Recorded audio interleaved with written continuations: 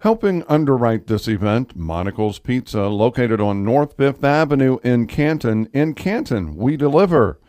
Quality roll-off, quality disposal, located near Farmington. By WCDD, CD Country 107.9, your home in the country. By the Bank of Farmington, located in Canton and also in Farmington. And by AC Wood Creations, located in Canton. Helping sponsor this event, Spoon River Animal Clinic, located on North Main Street in Canton. By Remax Traders Unlimited, your agent, Susie McMillan. WBYS AM 1560 and 93.7 FM, the voice of Fulton County. By Fulton County Housing Authority, Maple Manor and Longview High Rises in Canton. And by M. Bixler Video Productions. Interested in underwriting and sponsoring an event? Call us. Helping bring you this event, Sedgwick Funeral Homes, with locations in Farmington, Canton, and in Bartonville. Sustainable Building Solutions, LLC of Farmington, Chad Johnson, your owner-operator. WCDD, CD Country 107.9, your home in the country. Wesley United Methodist Church, located along Avenue A in Canton. And AC Wood Creations, located in Canton. Helping bring you this event, Spoon River Home Healthcare, bridging the gap in healthcare. Lambs of God Daycare, located on North Avenue A in Canton. By WBYS AM 1560 and 93.7 FM, the voice of Fulton County. Stereo Village, located on South Avenue A in Canton. And by M. Bixler Video Productions. Interested in a DVD of an event? Call us. Good evening and welcome to the Donaldson Center here at Wallace Park in Canton for this Meet the Candidates Forum. I'm Kevin Stevenson, the moderator. As we begin, please stand as you are able, face the U.S. flag, and recite the Pledge of Allegiance. I pledge allegiance to the flag of the United States of America and to the republic for which it stands, one nation, under God, indivisible, with liberty and justice for all. Tonight's event is organized by the Fulton County Farm Bureau Legislative Committee and the Canton Area Chamber of Commerce Government Affairs Committee. Funding support and sponsorship is provided by American Pest Control and Monocle's Pizza. We welcome all of you attending in person, to the live listening audience on WBYS AM 1560 and FM 93.7, and the viewers on the Canton, Cuba, and Lewistown cable TV systems, thanks to the cooperation of M. Bixler Video Productions. The purpose of this forum is to allow candidates and those representing a referendum question the opportunity to present information about themselves, their platforms, and their ideas. It is not being conducted in a debate format. Candidates whose names appear on the March 20th primary ballot in Fulton County were sent a letter inviting them to appear.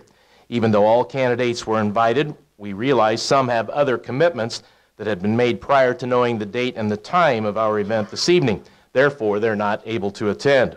Others have chosen not to participate. The candidates will speak in the order their names appear on the ballot. Each candidate will be introduced by the moderator. All candidates and referendum representatives will be given up to 5 minutes to speak. Serving as the timer is Farm Bureau Legislative Committee member Linda Rock. Linda will inform the speakers when their time is up by the sound of the bell. She loves doing that. In fairness to all candidates and referendum representatives, the time limits will be carefully monitored and enforced. Due to the potentially large number of candidates tonight, and there still may be some that will show up yet tonight, there will not be a question and answer session as part of this program. However, we do anticipate having a question and answer period for the next Meet the Candidates event on Thursday, October 25th, just prior to the Tuesday, November 6th general election. Fulton County Clerk Jim Nelson hopefully will be here with us later this evening. He'll have helpful information for all of us about voting procedures and other matters of interest to those who will cast the ballot on March 20th. You'll notice there are campaign materials in the back of the room to look at and pick up after the meeting. Refreshments will be served at the conclusion of the event as well. All candidates and referendum representatives are also welcome to stay afterwards and talk to the audience one-on-one. So let's get underway with the candidate presentations. For representative in Congress from the 17th Congressional District, there are two Democrats, or make that for Republican, or for representative in Congress from the 17th Congressional District, there's one Republican candidate running. He's with us here tonight, William W. Bill Faywell. Mr. Faywell?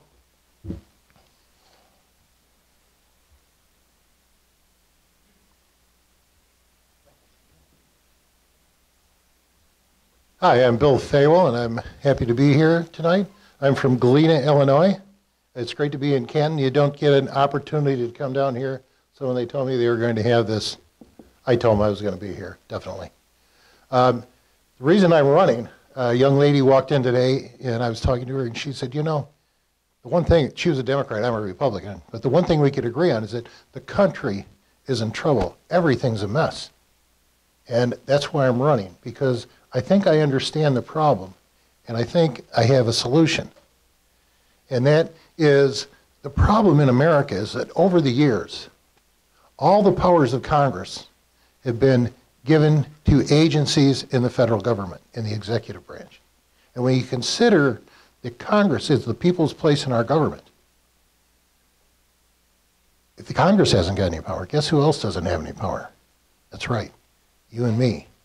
And that's what's got to change. To give you an example, 90% of the laws we live under today are written by executive agencies. And they're lobbied by 10,000 lobbyists spending $3 trillion to write the laws that they want. That's why when all Americans agree on term limits, the reason you can't get it through is because they like the situation the way it is. And they don't want that to happen. To give you a fine example, Obamacare, or what I call Oh Be Careful. We all know that the first 1,250 pages that nobody read was passed, but did you know that the next 12,000 pages were in that bill, authorized Health and Human Services to write the rest of the bill with the help of the lobbyists? And what's the result? The rest of the developed world spends 8% of its national GDP on their health care, and they cover everyone. In the United States, we spend 18% of the nation's GDP, and we really cover no one.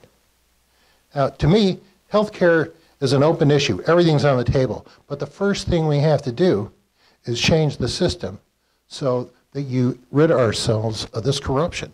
A fine example is the FDA, how it starts. The FDA gives lobbyists, or gives monopolies on the creation of prescription drugs, generic drugs. 90% of our drugs are generic. They assign monopolies to some of these corporations and these pharmacies. This is an example. My high blood pressure medicine went from $25 before Obamacare to $450. Now it's $250. You did the same thing with insurance. They've done the same thing with the healthcare corporate giants. And that's the problem in a nutshell. That's just one. So what we have to do is to change the entire system and start forcing these powers of executive agencies back to the people.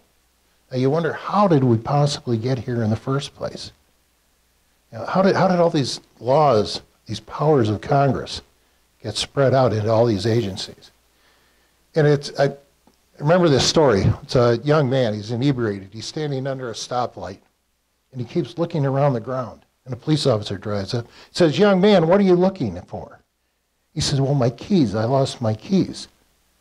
He said, "Well, I'll help you." Officer gets out of the car, starts looking around the pavement with the young man, finally comes to the realization that there are no keys here. So he says, "Young man," he says, "are you sure you lost your keys here?" And the fellow straightens himself out and says, "Oh, no, I lost my keys in the park, but this is where they put the light." And that's what's happened. 90% of what we see and hear from our news services has been compressed into 6 agencies, 6 giant corporations. And people think and say what they see and hear. So we need to start looking beyond that. My root is the United States Constitution. I carry a copy with me. I suggest you take a look and read it. I am very constitutionally minded. Everything comes back to that because our Constitution, its purpose is to share an operating model of government that allows the people to rule the government. And that's what's going wrong. Our government rules us, doesn't it? And that's what we have to change, and that's what I am going to be a leader in if you will be kind enough to elect me to Congress. I've got some cards on the back. My website is electfaywell.com, and I'm done. Thank you very much.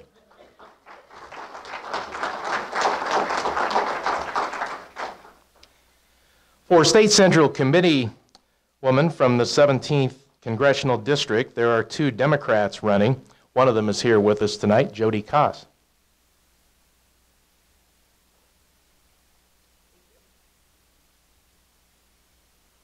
Hi there. Thanks for the invitation to come tonight. My name is Jody Koss, and Ed Klein and I are both running for the Democratic State Central Committee in the 17th District. It's a party position, it's unpaid, it's a 4-year term, and it's probably one of those positions that most of you probably don't even know maybe what it is. But you will vote for one man and one woman in each of the districts across Illinois. These positions typically are not challenged. They kind of are rubber stamp type seats. The committee is made up then of 36 members. They have important duties like picking the state member to represent Illinois at the Democratic National Convention and for the DNC, and electing the chairman of the party, which is of course currently Mike Madigan, who has held that position for 20 years. Another duty, and one that I feel is really, really critical, is helping find new candidates in our district to run successful campaigns. There are too many times when people in my area, and I come from Freeport, Illinois, do not even have Democrats that are running. I feel if you elect me that one of the most important things that duties that I would do is to help candidates to run, and then help my county chairs across the district run efficiently and grow their base up. This can be everything from helping with fundraisers and making sure that each of the counties has functioning websites, which they do not right now, and social media platforms. So let me tell you a little bit about me. I grew up in Northwest Illinois, Rochelle, Belvedere, Rockford, and Marengo. I was in the Army after I left high school. I became a mom of 3 kids, and then I was a registered nurse. I worked in a really busy labor and delivery unit for 20 years at Rockford Memorial. And doing that taught me to do lots of things like, it taught me organization, it taught me delegation, and basically I always had to be a little ahead of what was going to happen when you're a labor and delivery nurse. After the 20 years, I got kind of bored, and my mother was a photographer with her own studio, and so in 1999, I picked up a camera, I got really good at it, and I took over her business. So I love that too. There were times when I had as many as 10 employees. Photography business has changed tremendously since 1999, so I was able to get through that entire change from film to digital and still survive. So I have to admit I haven't really been too politically plugged in. I did try to unionize the nurses at Rockford Memorial when I worked there, but that was back in the 90s, and most of the women I worked with just really didn't think that that was something that nurses should do. In 2008, I met Ed Klein, and we really discovered that we have a passion for organizing, and that was around the time of the financial collapse. And we have worked a lot on eliminating the corruption of money in politics, mostly on the national level. And then that led us to the Bernie Sanders campaign. And that's where I realized for the first time that there really was more than what was being offered to us, that there really was things that were possible.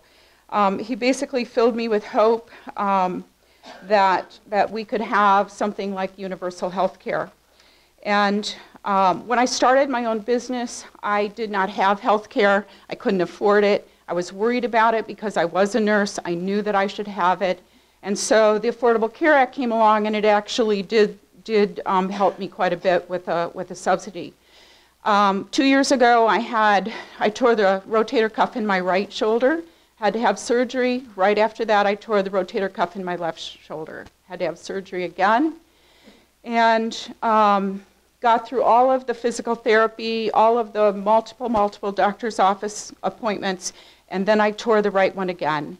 And then after I had that surgery, I tore the left one again. When I talked to the doctor and said, why didn't you they actually fixed it the second time with patches. And I said, why didn't you fix it that way to begin with? And he said, because the insurance wouldn't allow me to. So Ed's going to finish our story. I'm not a crazy Bernie person. I did vote for Hillary. I believe we can change the party from inside. And I'm a BIS supporter.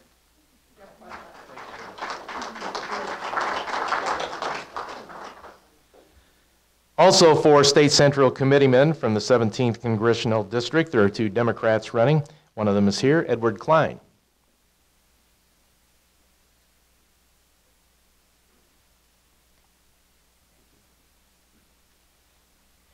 Good evening. I'm very honored to be able to be here tonight. Like Jody said, we are both running for the State Central Committee of the Democratic Party. We both live in Freeport. I also have 3 children. I come from a union home. My dad was an amalgamated meat cutter, and when he went from being a journeyman meat cutter to being in management, he kept his union card, paid his dues, and I knew for sure that was something that was really, really important to him. And I grew up going to the Union Hall and Christmas parties and just having a great fun. I've been a truck driver, a mechanic, a farmer, a school bus driver, and a school bus mechanic. And now for the last 20 years, I've been owner of my own business, which is a auto and truck repair shop in Lena. It's a town of about 3,000. Jody and I have never run for office before, but we're both very much people. We love engaging. We love really working hard for what we believe in. Like the gentleman said before us, the political system we have is broken. And Jody expressly told me to not be so negative, but there is a point where we really need to address what's going on. And unfortunately, I think we're to the point where we've got 2 parties. This is not one party or the other. The way the system exists, it's here to maintain itself. And those of us who try to get in first time, it's very, very difficult. I actually, and Jody, a few weeks ago went to a really great summit in New Orleans, which was called Unrig the System. And there were 1,400 activists there from both sides. And there's so much energy right now in understanding that something has to change. For most of us, the system does not work. Jody and I are part of a slate of 14 progressive candidates for this position on the State Central Committee. And one of the reasons we got together was we really feel there needs to be a change in leadership in the party. And Michael Madigan, when he heard that we were running through intermediaries, asked us if we would vote for him for chairman, and then said that he would not put money against us. And the 14 of us, that's part of the reason we're here. We really think we need new leadership. So we did not do that. And he has been dumping money into the campaign like crazy. Right? So far, he's put $23,000 to support the 2 candidates that Jody and I are running against, Don Johnston and Kate Jennings. And there's a point where I can understand him wanting to, support people. But he also has sent out mailers to 3 of the candidates that are just outright lies. And it's really, really disgusting that this is actually going on. And you might wonder how I know that. It's really simple. It's actually on the mailer. It says, by the Friends of Michael Madigan. And if you go to Illinois Sunshine or the Illinois Board of Elections, those expenses are listed there. So Michael Madigan wants to stay in power that badly that he is going to trash other Democrats to keep his people in power, rather than just letting the voters decide, which, and this is a microcosm of how the system works everywhere. If you're not if you're not connected, you know, it's so much harder. The amount of money it takes to win any kind of a larger office is ridiculous. And this is something we all have to look at. We all have to think of ways that we can change it so it's fair for everyone. One of the main points that Jody made was that if we get elected, we definitely will go around and we will meet new candidates. We will, you know, encourage people to run. We'll give them all the assistance they need. Kate Jennings and Don Johnson, who occupy those positions right now, have never been to Stevenson County. And so, well, I'm sorry, I take that back. Kate did come in January, so we met her once. Don, we've never met. And you know, if this is part of their, you know, duties, they're just not doing it. And what's really sad is that we have really two good candidates up north where I'm at.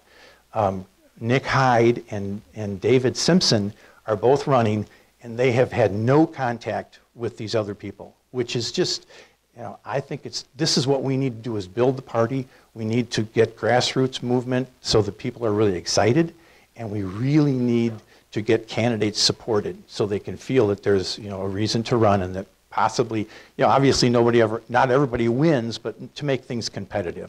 So thank you very much. Our website is Jody and Ed for Illinois. Her name's first, so it's a little easier to remember.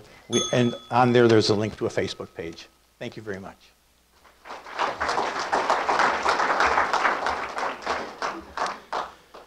Turning our attention to Governor and Lieutenant Governor of Illinois, there are 6 pair of Democrat candidates running. One of the governor candidates is here tonight. He's running with Jonathan W. Todd. Bob Diber is with us. We'll hear from him.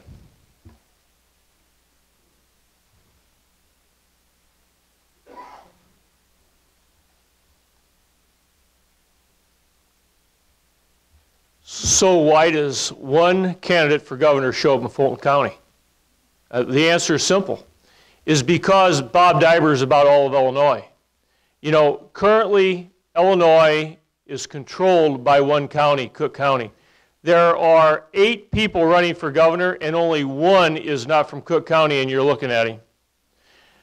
That's the truth. You know, there are 8 candidates running for Attorney General on the Democratic ticket, and they're all from Cook County, all 8.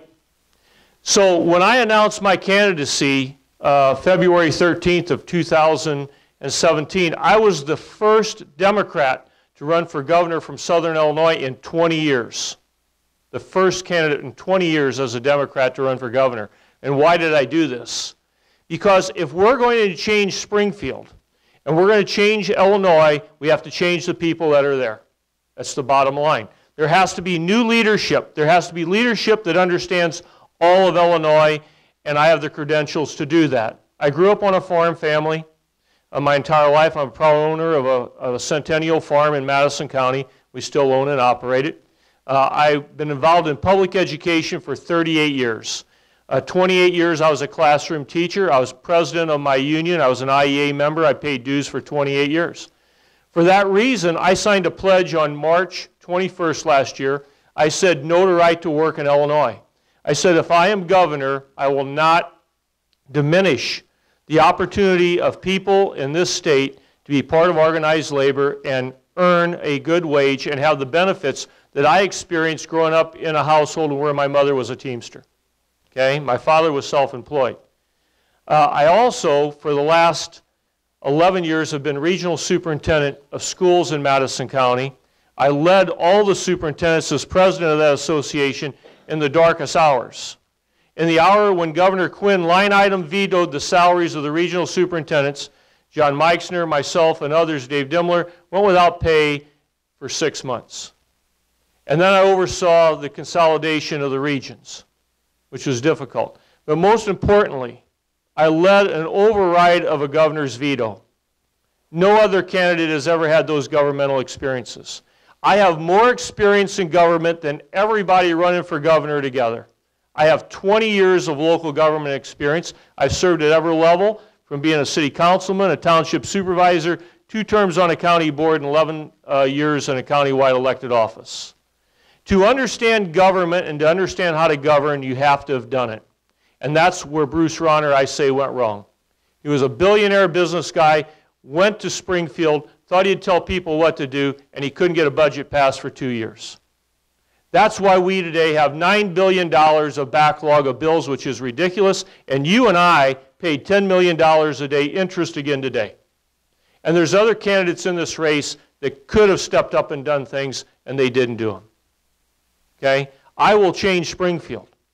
I will have a budget passed. I will fully fund education because I have said this, that my first appropriation bill that I sign as governor each and every year will be to fund schools before April 1st, not in August when we're wondering whether or not we can even make payroll to open our schools. How do you run a state like that? You know what it is? It's because the people who are there have not lived an everyday life like I have as a teacher and as an administrator. That's why it is the way it is.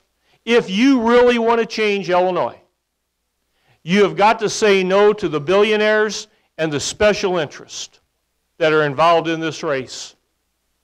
I'm telling you how it is. If you want what we've got, then you elect the three top runners that they talk about, Pritzker, Kennedy, and Biss.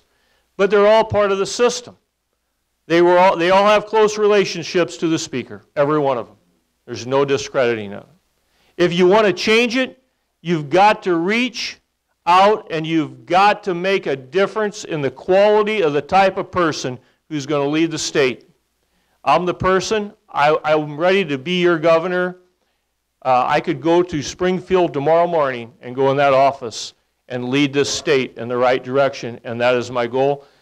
Thank you for having me tonight. I enjoyed coming here. Fulton County is as important to me as any county in the state of Illinois. You know why? Because we're all Illinois residents, and that's how we all should be treated. Thank you very much.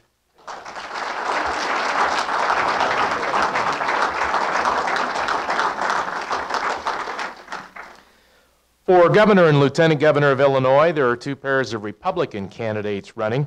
Jeannie Ives and Rich Moreland are running together. Mr. Moreland is with us tonight. Rich?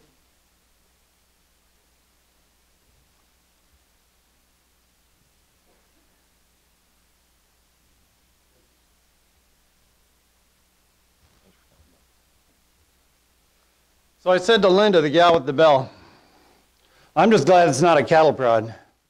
She said, I have one of those too. So anyway, thank you very much for coming tonight, because this is how the system works, which is civic engagement. So that's what really matters. You could be other places tonight. You could be other places, but you chose to come here to learn more about the people who want to work for you and who want to get these positions. So thank you, thank you, thank you for doing that. I'm Rich Moreland, and I don't hail from Cook County. I don't hail from the collar counties. I'm up the Mississippi River, and I come from Rock Island County, Illinois. My wife and I live and work on our family farm. It was homesteaded in the 1840s. It's been in my family ever since. And actually, last year we purchased it off the family trust, and so now, nearly age 60, I have a 30-year mortgage. That's all right. Yeah. And my wife, Dr. Moreland, and I have been married. It'll be 39 years in May. We have two wonderful children. And that is why I am doing what I'm doing. I am honored to be able to stand beside Jeannie Ives and to step back, beside and a step back, because I care about my family's legacy, I care about my family's present, and I care about my family's future. I have a daughter who lives in Pennsylvania. They've really been having a rough time with the snow, which isn't good because she's pregnant. She's due in April. And she has one son already, and she and her husband are out there because he's in construction. He can't get a good job in Illinois. We need to change that. We need to end outflow migration. I've served one term in the Illinois House. I'm on a second term on the Rock Island County Board. Rock Island County, and if you know anything about Rock Island County, I always call it Cook County West. Because when I was on the Rock Island County Board the first time, there was one Republican out of 25 members. When I went to Springfield, I was the first Republican who was elected to my district since the single representative system that came in the 1980s. So I know something about uphill battles. I know something about an uphill struggle, politically speaking.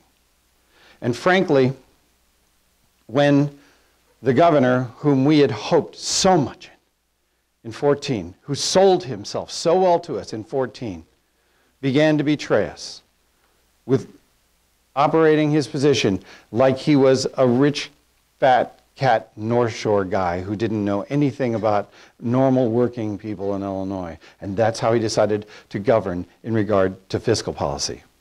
And when he then continued to move on to govern the ways he has in social policies, I will not live in a sanctuary state. I will not live in a state that is broke and yet decides it's going to pay for abortion. And so, Jeannie Ives was recruited by some good people. And then she recruited me, and together we're running to asking you, very kindly, to let us become your next governor and lieutenant governor. Now, just so that you know, for a living, even though I do still work on our farm, do still do that, I'm actually a community college professor, and that's where I spend most of my time. But, Jeannie Ives, can I tell you about Jeannie? Jeannie's a graduate of West Point. She was born in South Dakota, but her whole family moved in the 1970s to Illinois because they thought it was a land of opportunity. And they've done well here, don't get me wrong. But she has decided that she cannot move forward with the betrayal of the man we elected to do for us what Illinois has needed to do. And again, I mentioned my daughter having moved to Pennsylvania. She's part of a statistic. We went from being the 5th largest, when I was a kid, we were the 2nd largest state in the nation. We became the 5th largest. And Pennsylvania now has made us the 6th largest state in the nation. I'm asking you to visit eyesforillinois.com and visit the website, learn more about Jeannie and myself.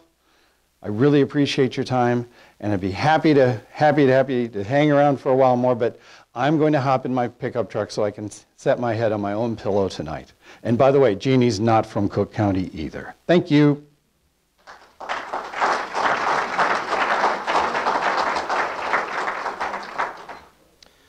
For Illinois Secretary of State, there's one Republican candidate running. He's here tonight, Jason Helland.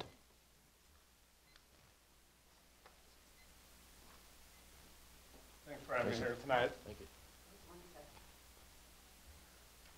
I better not run over a second over 5 minutes.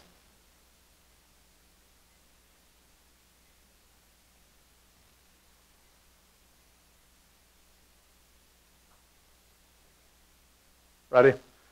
Good evening, ladies and gentlemen. My name is Jason Helland. I'm the Grundy County State's Attorney, and I'm the only Republican candidate for Secretary of State. And obviously there's a lot of people interested and excited about the upcoming elections because we're all here tonight. So my spiel is that the Democrats have a burn-it-down agenda in the state of Illinois. Since 2010, 450,000 people have left the state because of the failed policies of Mike Madigan. Mike Madigan's been the Speaker of the House for the longest period of time of anybody in the state of Illinois, entire United States.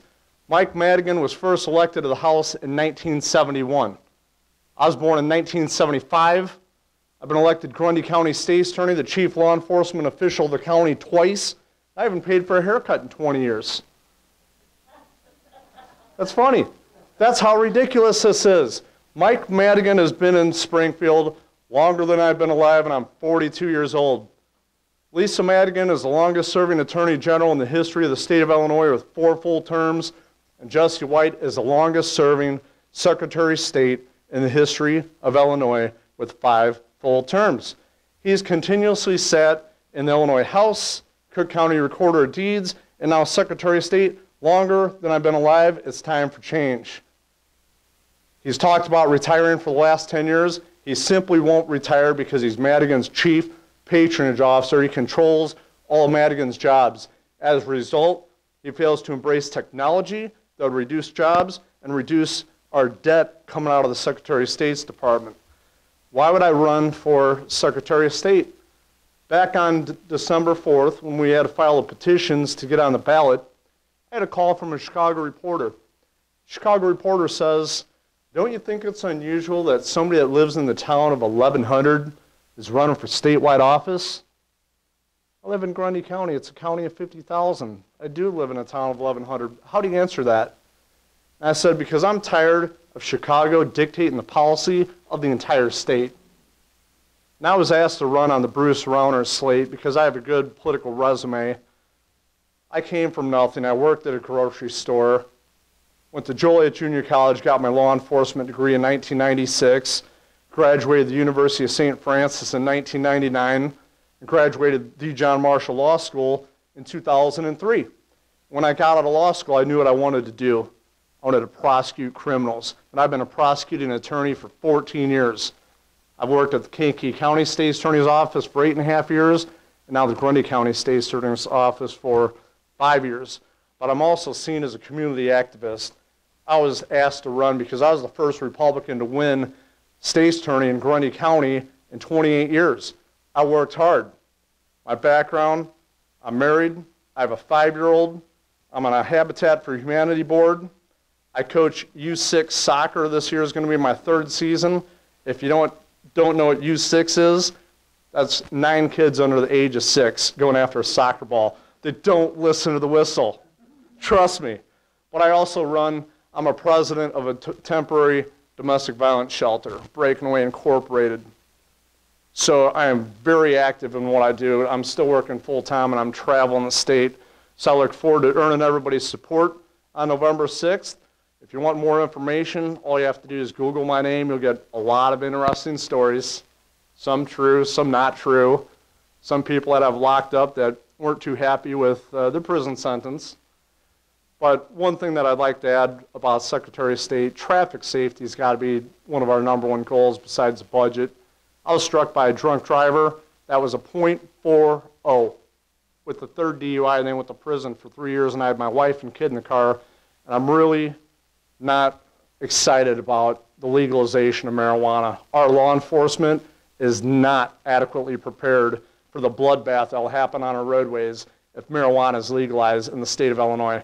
Colorado seen increased traffic fatalities due to the recreational marijuana being legalized there, and that's a bad step in the wrong direction. So there's a lot of issues. We'll address those issues as they come out. My website right now is electhelland.com. The Illinois GOP is revamping that, and it's going to be jasonhelland.com, but that's going to be done after the primary. So thanks for your time. Have a good night.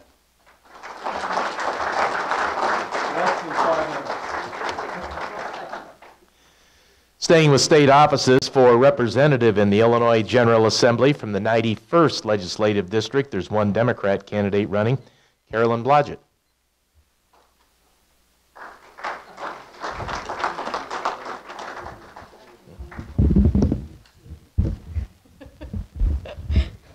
Think that'll work? That'll work. Okay. Thanks. Yeah.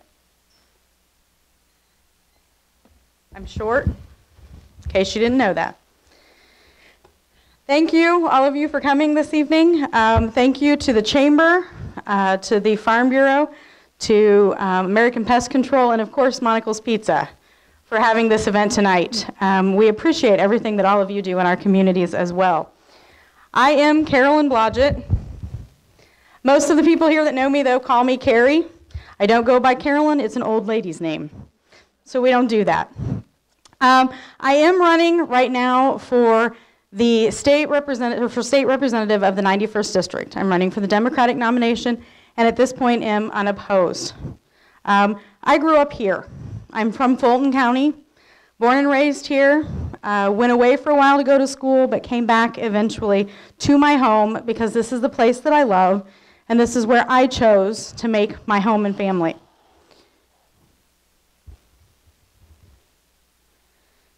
Since I was a child, attending the Fulton County board committee meetings and board meetings with my great-great-grandfather, I've been interested in politics. This was a dream of mine. I've been interested in our system from the very bottom to the very top. I grew up in a home where political debates were the norm, where no one was silenced, where everyone's opinions counted, and where we tried not to argue, but instead to compromise. These are things that are desperately needed today in politics. We need these things in Springfield. We need people to come together and be willing to say, I want to work with you, I want to do what's best for the people, and I'm going to put my own beliefs aside from time to time. While in high school, I was selected to participate in the Illinois Governmental Internship Program This allowed me to work and live in Springfield for one semester of my senior year. I worked with the Democratic House staff and attended committee meetings with our former state representative, Mike Smith. I learned about the process. I learned how to formulate legislation and the importance of building relationships across the state and across the aisle to accomplish what was best for our communities, for our district, but also for all of the people of Illinois. After graduating from high school, I attended Spoon River College and was elected as a student representative to the Board of Trustees. During my year of service there, I was given the opportunity to travel to Washington, D.C., and to lobby the people in Washington for our community colleges. I was also responsible for starting our state student lobby day in Springfield. I then chose to attend Southern Illinois University because I wanted to work with Senator Paul Simon. The time I was able to spend with him and with the staff at the Public Policy Institute was a great learning experience. I was the first recipient of the Senator Penny Severin's internship and completed it in Springfield at the Secretary of State's Court of Claims. I then followed it with a fellowship in the Lieutenant Governor Corinne Wood's office. I was the Democrat in that office and was chosen not because of my party, but because of what I stood for. While working in Springfield, I was able to travel throughout the state. I worked on women's health issues, on domestic violence education and programs, and on rural development. Job opportunities eventually took me to Northern Illinois for just a short period of time, and then I moved home. I realized that this is where I wanted to be, and I came here to establish my roots. Currently, I am a member of the Canton Altrusa Club, president of my United Methodist Women's Group, and I am a lunch buddy with the Fulton County Big Brother Big Sisters, in addition to volunteering with Meals on Wheels and Canton Art on Main. I am also a past member of the Canton YWCA board, and am currently a Democratic Precinct Committee person and a member of our Fulton County board. I believe that people make a difference and that grassroots campaigns can come out on top. I am a caseworker with the Illinois Department of Human Services, where I am also a proud AFSCME member, the steward in our building, and the local 51 trustee. I know firsthand what happens when our elected officials don't do their jobs in Springfield, and we go 2.5 years with no budget. I have seen the toll that not having a budget takes on our public schools, community colleges, and universities. I know what happens when our institutions are pushed to use their reserves and ultimately cut instructors and valuable programs. I am a proud product of Illinois, of our public school system, K through 12, community colleges, and university systems. And I will go to Springfield to work for all of you.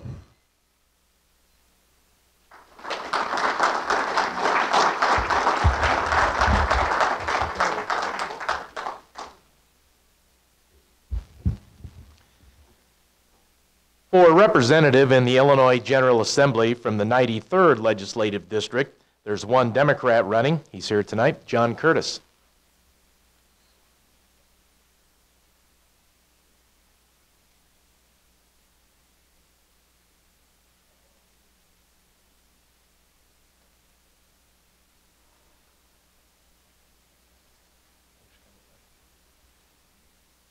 Good evening, everybody. And thanks to the Chamber of Commerce and Farm Bureau for the invitation. My name is John Curtis. I'm a farmer, a teacher, a small business owner, and running for state representative of the 93rd District. That's, for those of you that don't know, that's western and southern Fulton County.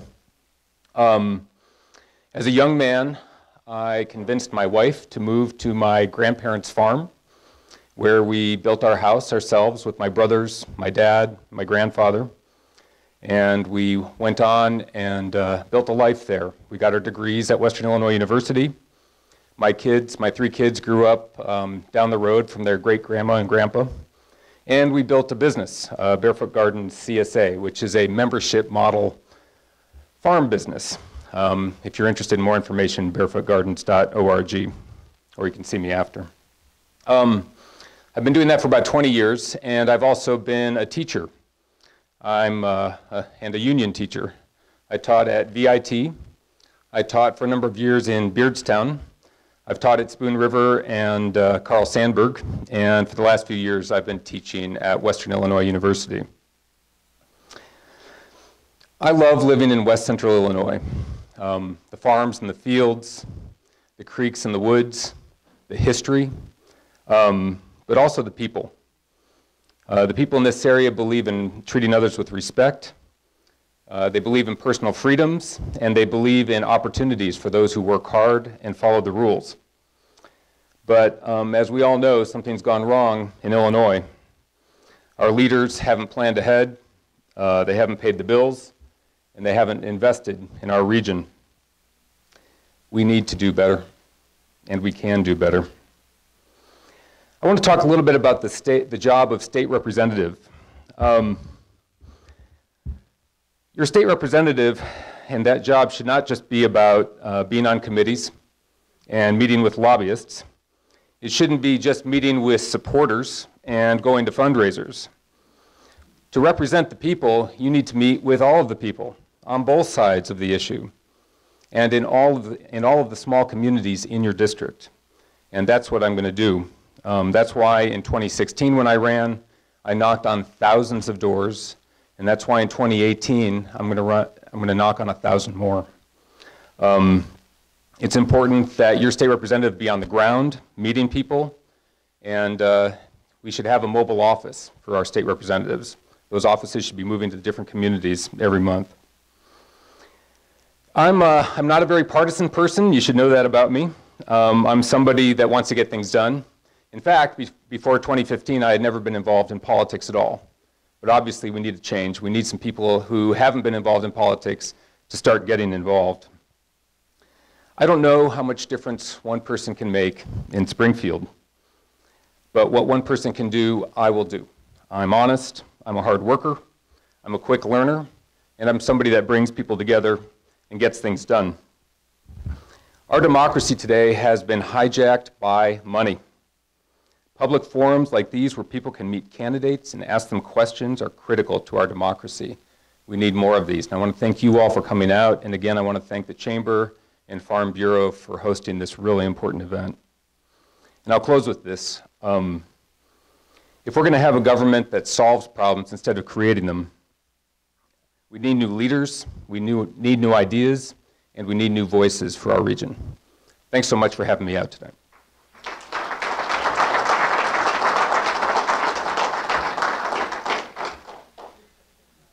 For representative in the Illinois General Assembly from the 93rd Legislative District, there are two Republican candidates running. Both are here tonight. We'll hear first from Noreen Hammond.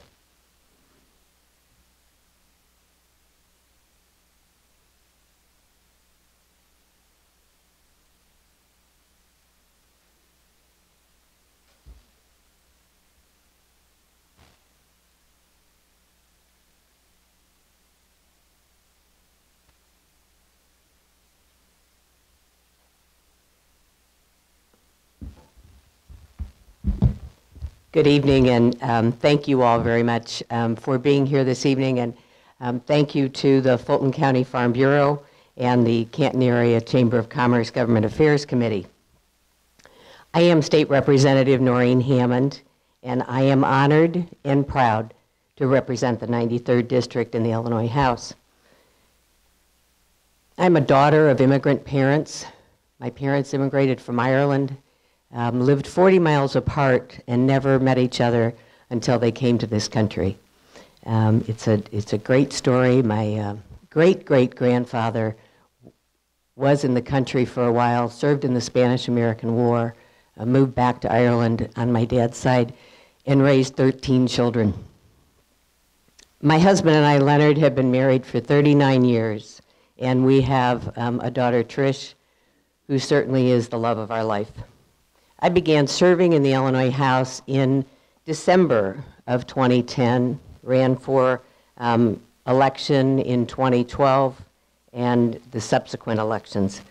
The district encompasses all or part of 8 counties, one of the largest geographic districts in the state.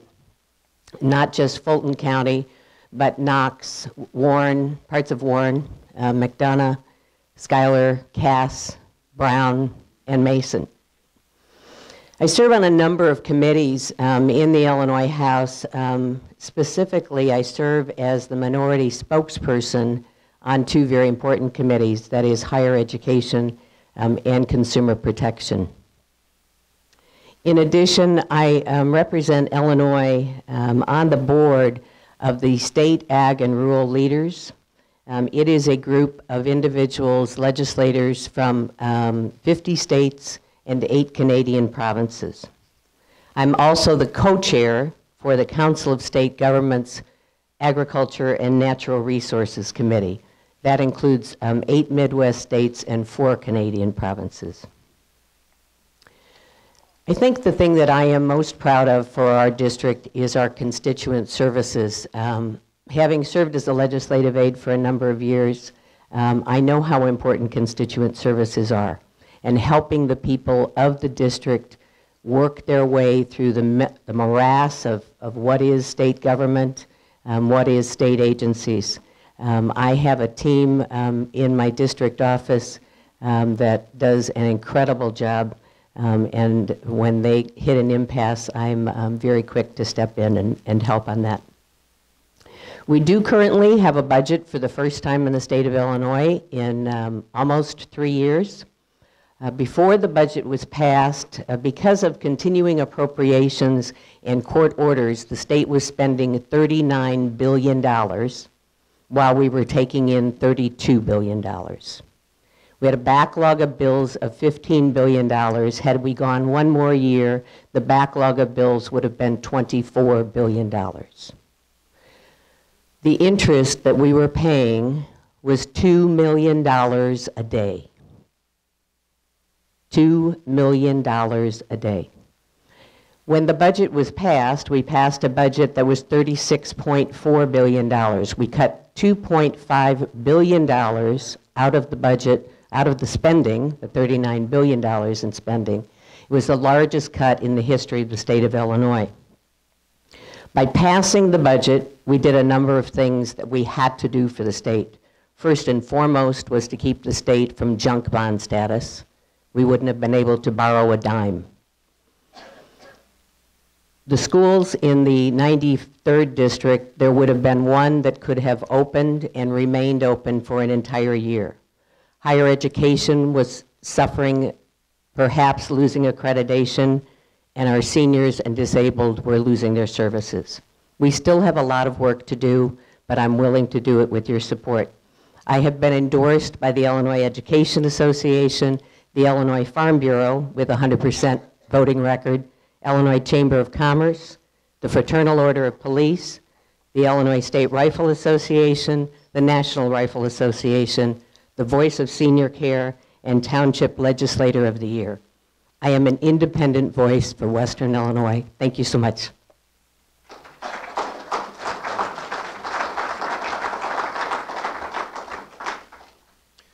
For representative in the Illinois General Assembly from the 93rd Legislative District, as we said, there are 2 Republican candidates running. We just heard from one of them. Now we're going to hear from Joshua L. Griffith.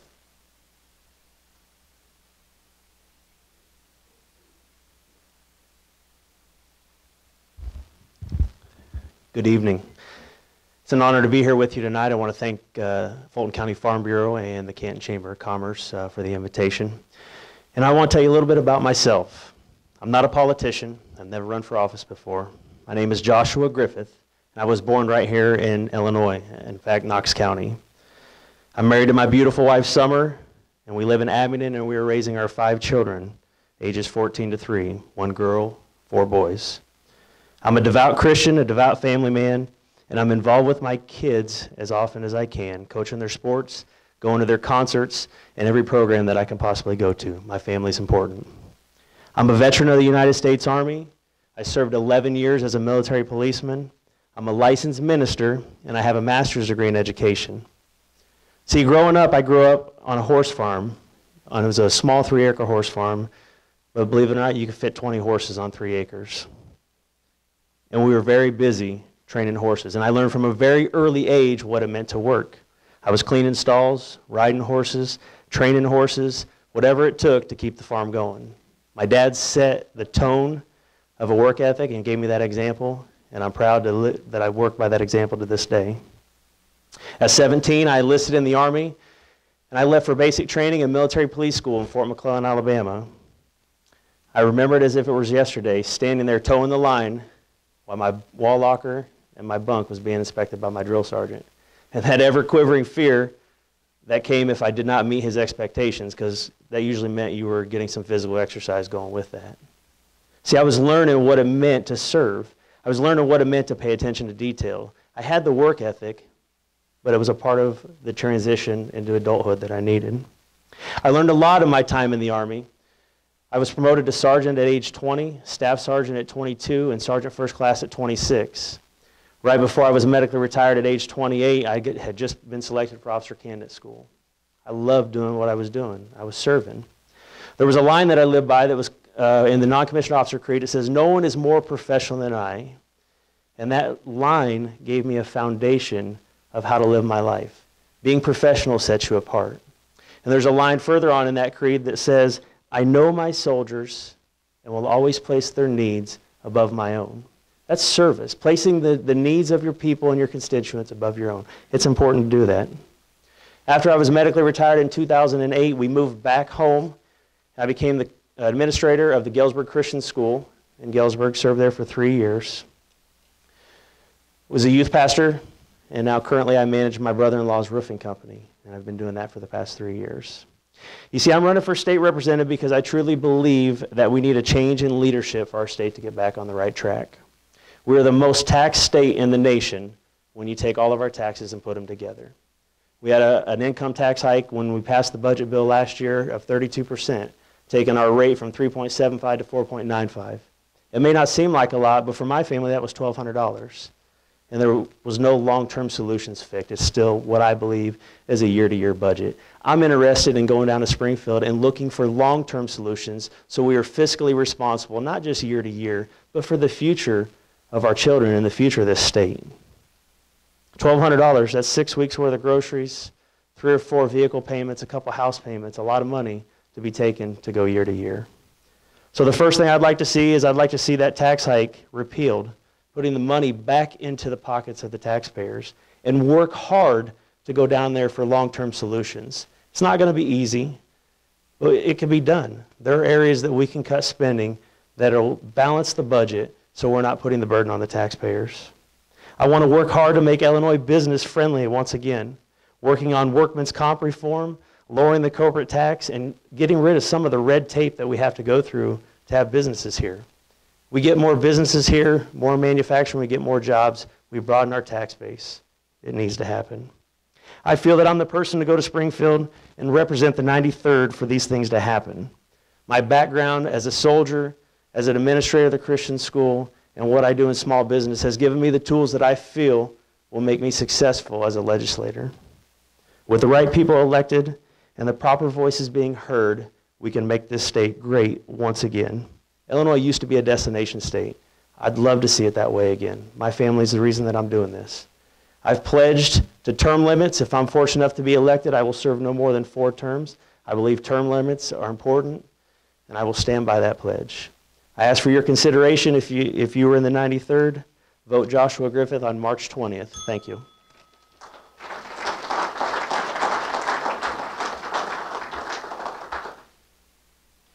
We now change our attention to county offices. For Fulton County Treasurer, there's one Democrat candidate running, Stacy Male.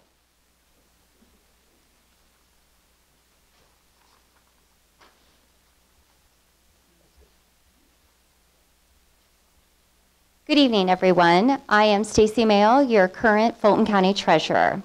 A little bit about myself. I'm a graduate of Canton High School, Spoon River College, and Western Illinois University. I reside in Canton with my husband, Chad, and we have 2 wonderful boys, Connor and Brady. In the last a little over 2 years that I've served as your county treasurer, it has been both rewarding, challenging, and definitely interesting. I am truly honored to serve as a public servant for you, and I get to handle the numbers. and tax collect. So that's always very interesting. In that short amount of time that I have served as your treasurer, with the help of my team, we have accomplished many changes in our office in terms of the efficiency and the productivity of your treasurer's office. I pride myself in working very closely with the county board, providing financials that are accurate and timely so our county board can represent you and make decisions on behalf of you that are definitely important. And also from a financial standpoint, keeping on budget and keeping on task is something that I feel is vital for our community and for our county. I am asking for your vote on March 20th, and I would like to take the time to thank the Chamber for the Farm Bureau and hosting the event, the sponsors, Monocle's Pizza, and also our American Pest Control, the media for your coverage of the event, but most importantly, thanking you for taking the time out of your evening tonight, coming and hearing what the candidates, what we have to say, what we stand for, and what we are doing is greatly appreciated. So in conclusion, I ask for your vote on March 20th, Stacy Male for Fulton County Treasurer. Thank you.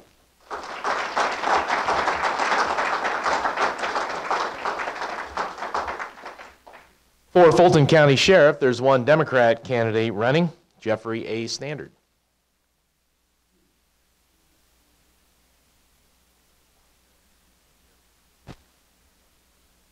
Good evening. Thanks for coming out tonight. I made notes, but I'm not going to get them out tonight because anybody that's ever been to one of my talks knows that I get to rambling and I can talk for hours, so I'm sure I can fill 5 minutes of your time. I'm Jeff Standard, Fulton County Sheriff, lifelong Fulton County resident.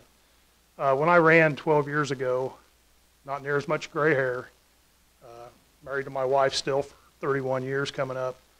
I've got 2 kids, my daughter Emily, a beautiful young woman, just took a job with the Department of Justice. My son Jacob is now a sophomore veterinary medicine student at U of I. So I'm very proud of those. When I ran 12 years ago, I just wanted to do the right thing. And that's still what I'm trying to do today. I'm still trying to do the right thing. I run my office as efficiently as I can. And if you talk to the county board members, budgets are always a concern.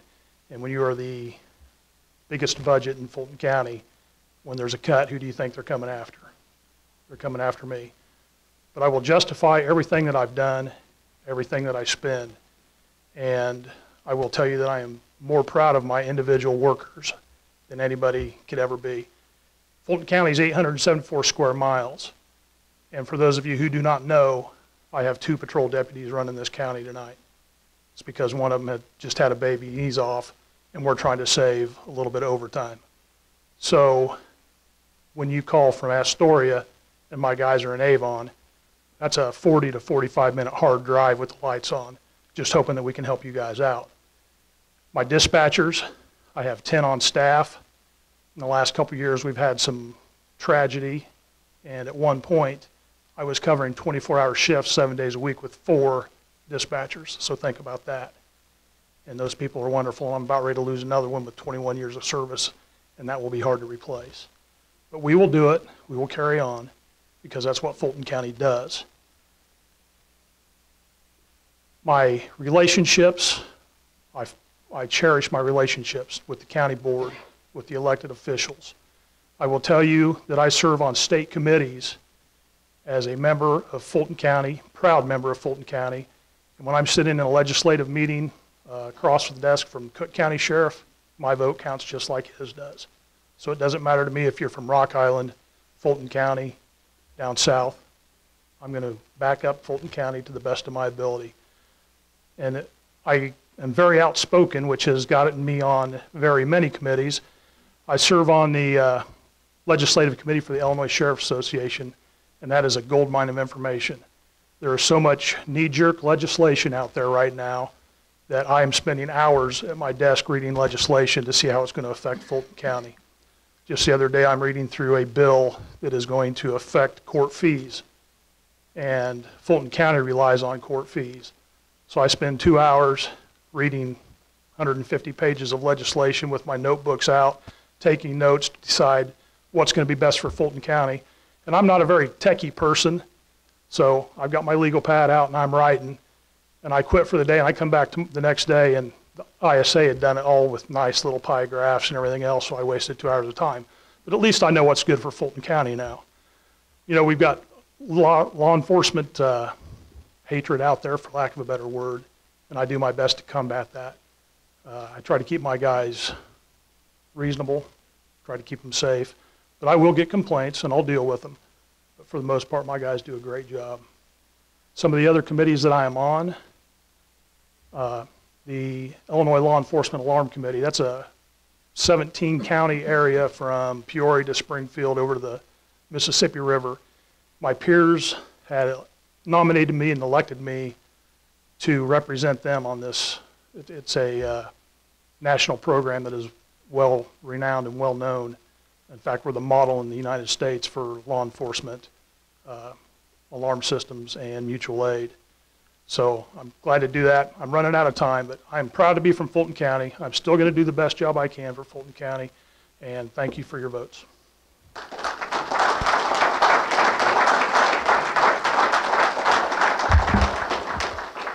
We're going to back up just a moment, as we had a candidate who had planned to be here and wasn't able to be here for the start of the program, but has since arrived. So turning our attention back to Governor and Lieutenant Governor of Illinois, there are 6 pairs of Democrat candidates running.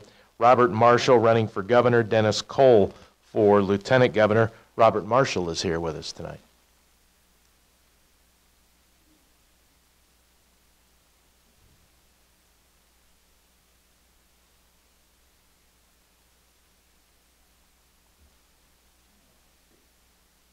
Thanks a lot. Yeah. Well, I just drove in from Chicago, so it's nice to be here. Well, my name is Dr. Robert Marshall. I'm running for governor in the Democratic primary. I'm a physician. I live in one of the suburbs of Chicago, Burr Ridge. My running mate is Dennis Cole. He's an African-American man. He couldn't be here because he's working. He works 7 days a week. He's a custodian for a Lutheran church up there, and every time I invite him to these things, he says, well, I got this job that came up, and I just can't afford to go. So he works 7 days a week. He and I are not millionaires or billionaires. We're just average people, we think, just like you. And my campaign is just little meetings like this. I don't have a lot of money for television and things like that, so maybe if you've not heard of me, that's why. So I hope you'll judge me the same way all you do the millionaires and billionaires. I'm a physician, Vietnam veteran, father of 4. I have an office up there in Berwyn. I work at one of the Cook County hospitals, one of the public hospitals, so we take care of the really sick people. I actually grew up in Dayton, Ohio in public housing. My father's a policeman, and I won scholarships. I went to Harvard Medical School, and I came back here. I've been in the Midwest about 37 years. My basic philosophy is a little bit more conservative than my 5 opponents. On some social issues, I'm fairly progressive or moderate, I think. But on taxes and spending, I'm pretty conservative, I think anyway. I'm opposed to a graduated income tax. The other my 5 opponents are in favor of it. I think it's unfair. I think a lot of people, farmers, businessmen, after working their whole lives, they finally start to make some money. So why should their taxes be bumped up by a graduated income tax? And I'm also opposed to any other further increase in state taxes. Flat tax, income tax, sales tax, tobacco, whatever. I think a conservative stand on taxes. I got the endorsement by Taxpayers United of America, TUA. Some of you may know that. That's a taxpayer watch group in Berwyn up there. I'm a gun owner. for many years. I'm a member of NRA and Illinois Rifle Association. I'm a strong defender of the Second Amendment. My basic philosophy is to find new sources of income, new businesses, and stop relying on the same old ways of hitting people up for taxes. You know, income taxes, I'm against that. We're going to find new sources of income. One big new income is legalizing marijuana throughout this state. Throughout the whole southern half of Illinois, you can start to grow marijuana or hemp, and that's a big multi-billion-dollar cash crop. In California, in their first year of legalizing, that's a $20 billion business in the first year. And so they're 3 times the size of us. So for here, that'd be about a $6 to $7 billion new business. And so that's one way of my basic philosophy, just to find new ways of getting earning money rather than taxing people to death. There's people leaving the state because of taxes are just too high. Now the other thing I campaigned for, many of you may have heard about it, that's to divide Illinois up into 3 new states.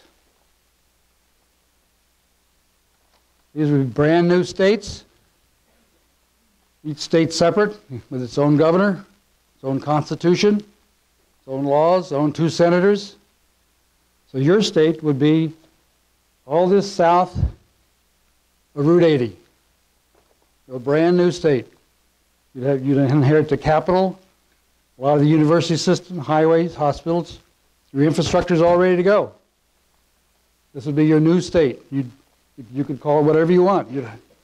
You'd have new constitution. You could firm up the rights of gun owners if you want. You could have a new way of financing education if you want. Thank you for having me. My name is Dr. Robert Marshall. I'm in the Democratic primary for governor. Thank you. Thank you. My pleasure.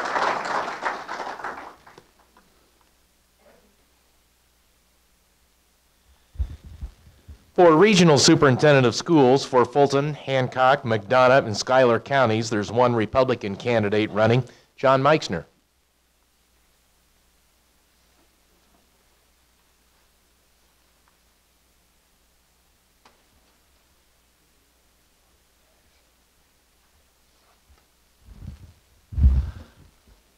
Well, good evening, everybody.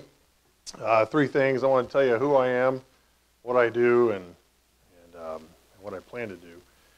First of all, I'm John Meixner, Regional Superintendent of Schools for Hancock, McDonough, Schuyler, and Fulton counties. I've lived in the region for 40 plus years.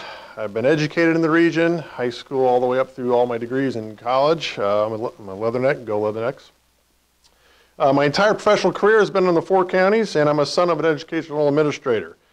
I am extremely fortunate and honored to be the Regional Superintendent of Schools for these 4 counties to serve you. I feel I've served for the last 12 years. I've been at Regional Office 26 for the entire time. What we are is a regulatory agency along with the value added. I usually tell people that we change lives. We have an alternative school education program that takes a lot of the students who have either been expelled or suspended from schools and work towards a successful end, hopefully a high school education with either a GED or high school diploma. We have a number of pre-K programs, early childhood programs that work with families with disabilities. We not only change the lives of individuals, we tell our staff that we change generations beyond that. Our organization is we run about between $12 and $15 million organization. We bring in a lot of the state and federal money that you see through education and social service agencies and bring them right back into the community here. We feel we have done a nice job of effectively and efficiently funding that money through there. I have successfully worked with the consolidation of our ROEs. We had a 2-county ROE. We had a Fulton Schuyler ROE and a Hancock McDonough. We are now 1.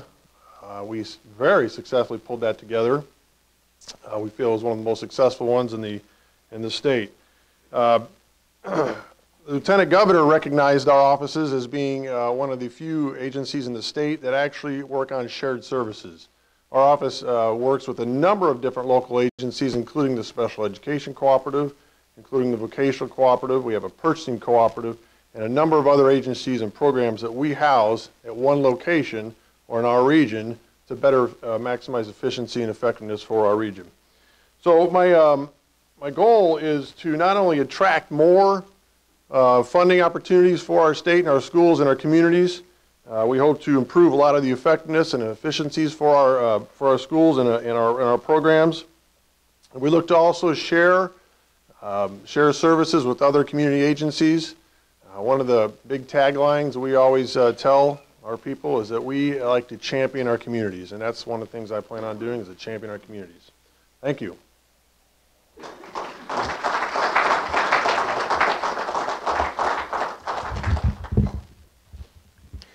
For members of the Fulton County Board from District 1, there are 5 Democrat candidates. You are to vote for not more than 3 of them. One of them is here tonight, Laura Hep-Kessel.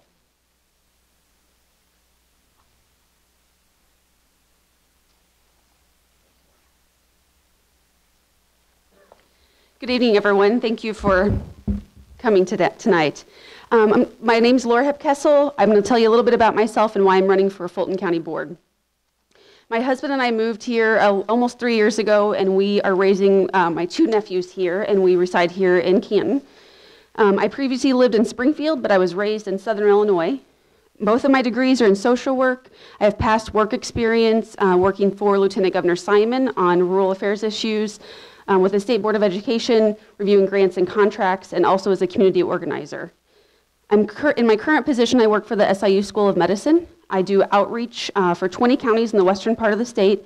My office is located here in Canton, and I'm proud to serve in that role. I like to help people in different ways, and I serve as a liaison between the medical school and the community. In May of 2017, I was appointed to the Fulton County Board. I was raised in a family with parents who were union members and who volunteered in the small community I grew up in. That exposed me to many community events and programs, and because of that upbringing, I have a heart to serve. I am proud to be involved in the local Democratic Party as well as in statewide efforts. I serve on the Illinois Women's Institute for Leadership Training Academy Board, where we train Democratic women to run for office. I also serve on the Rural Partners Board, which is the state's Rural Development Council, on the Parlin Ingersoll Library Board, and I'm proud to serve in all of those roles, as well as the Fulton County Board. I want to continue serving in that capacity with my fellow board members and our elected officials. I want to work towards a balanced budget and explore new county partnerships to enhance tourism and economic development. I'm proud to be on the ballot with a lot of strong women, and I'm glad that that trend is continuing, and it makes me very happy. I'd like to use my unique background, my experience, my expertise, and my heart to serve to continue representing the voters in District 1 on the county board, and I would be honored to receive your vote on March 20th. Thank you.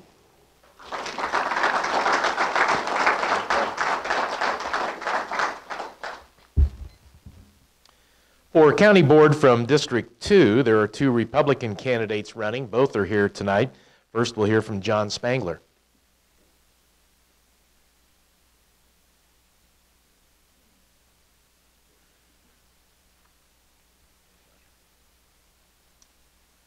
Well, good evening. My name is John Spangler, and I live in the northwest corner of District 2 on Cucumber Hollow Road, and that's about 3 miles north of Marietta.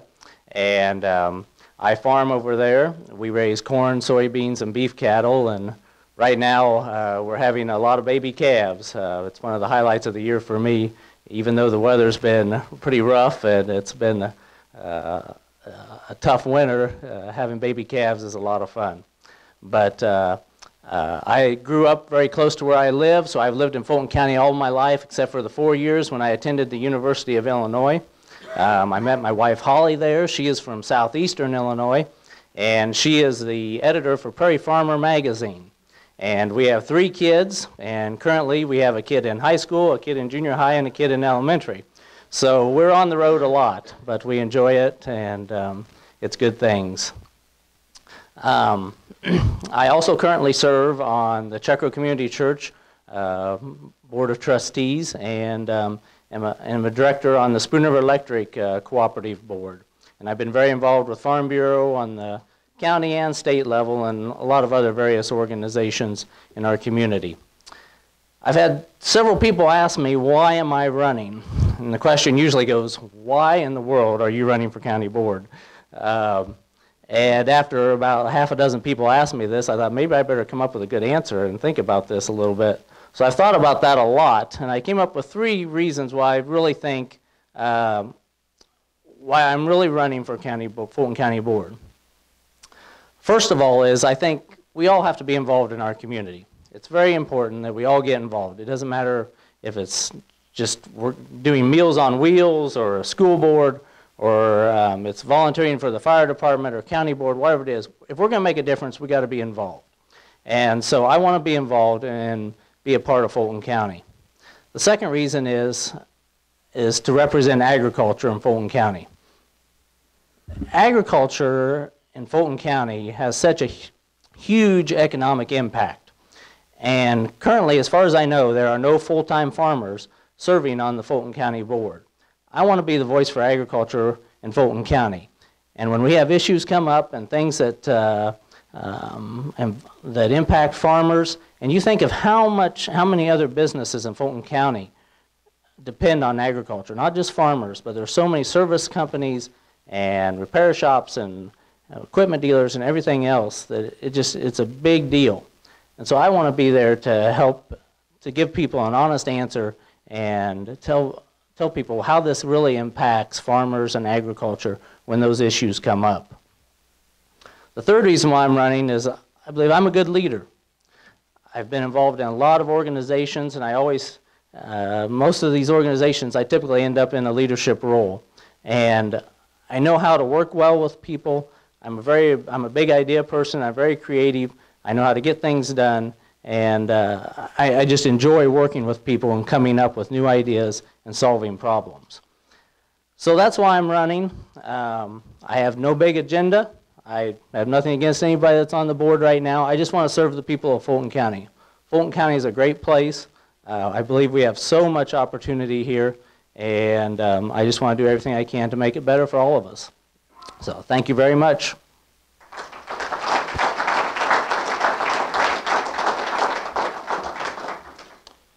For Fulton County Board from District 2, as we said, there are 2 Republican candidates running. We're going to hear now from Cindy Arnett.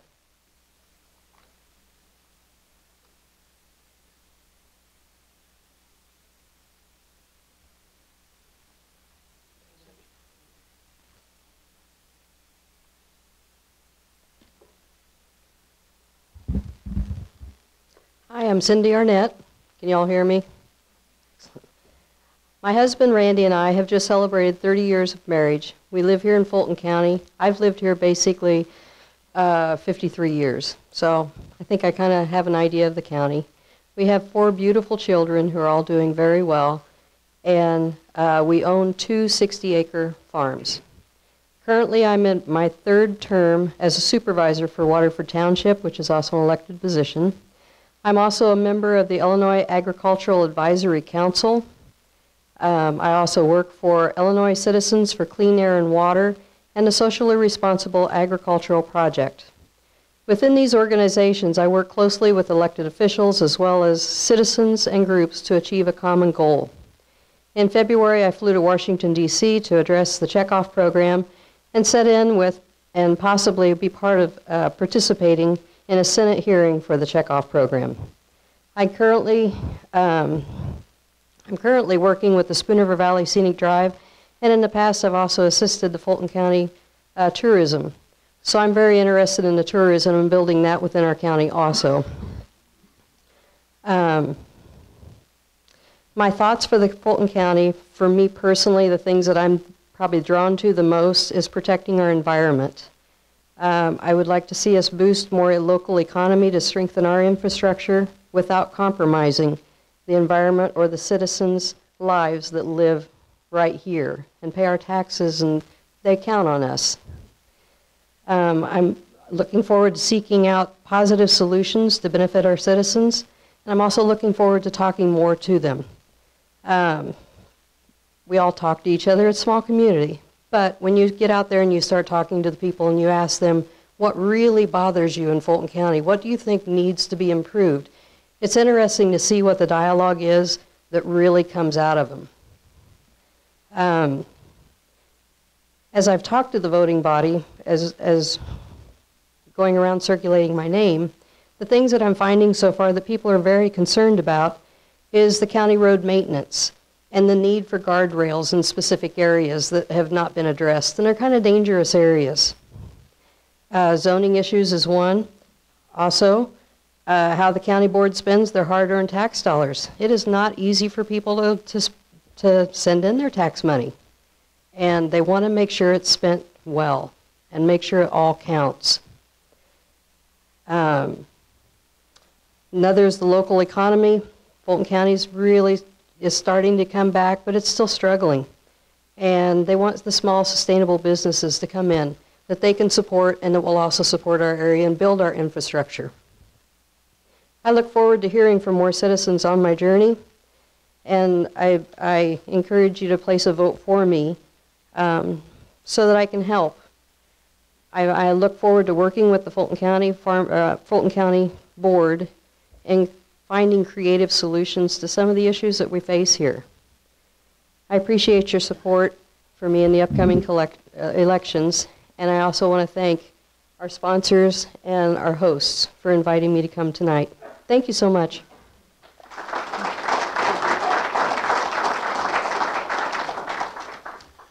Moving on, for Fulton County Board from District 3, there are 5 Democrat candidates running. You are to vote for not more than 3 of them. 2 of them are here tonight. We'll hear first from Nestor I. Madsen.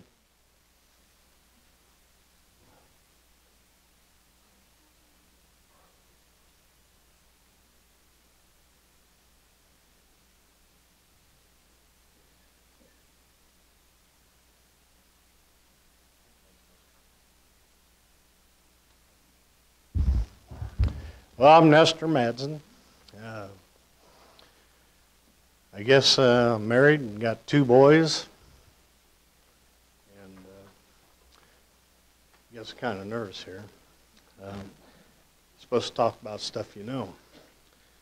Well, I grew up on a farm in rural Lewistown, graduated Lewistown Community High School in 1976. When I graduated, I went to work construction as an operating engineer. I just retired after 42 years. I've been in business for 15 years. I worked, after I got done there, I went to work as a crane instructor for the operating engineers in Mapleton. And I'm on a SME committee for crane certification. It's an international program to certify crane operators. So I'm on that. And I guess the things I did prior to that, when the boys were young, I was a Cub Master for the Cub Scouts, did various things for different organizations. I was a committee member for the Boy Scouts in Peoria, WD Boys. And from there, like I say, various things I've done. But my expertise, I guess, is in road building. Most of my career in construction was in road building. I run an asphalt plant, pavers, and things like that. And our roads, I guess I like to get on that road committee for the county, is what my goal would be, to put my expertise to work in that area. When I was in business, we built some streets in Pekin, a lot of excavating type work, and doing farm work, terraces and stuff like that. I guess my problem, I guess the things I look at in the Fulton County road system that needs some addressing. I like to put my expertise to work in that as far as building roads and what I've done. It's Fulton County, we left here when for about 28 years. We worked over in Tazewell County. I worked for a road building company over there. And we moved back 4 years ago, and I want to give something back to the community and do my best. I've always worked hard. Most people don't know me cleaned up. I usually have a greasy old hat on and grease on my overalls. But what I'd like to do is serve the people. I'm open-minded. I like to listen and think and hear what people have to say before I react. I don't like to let a job go unfinished. I'd like to finish a job before we move on to the next. If something is not wrong, don't fix it. But if we have a problem, we got to have reasons to fix these problems. And I like to have an open mind to that stuff and do the best I can. Thank you very much.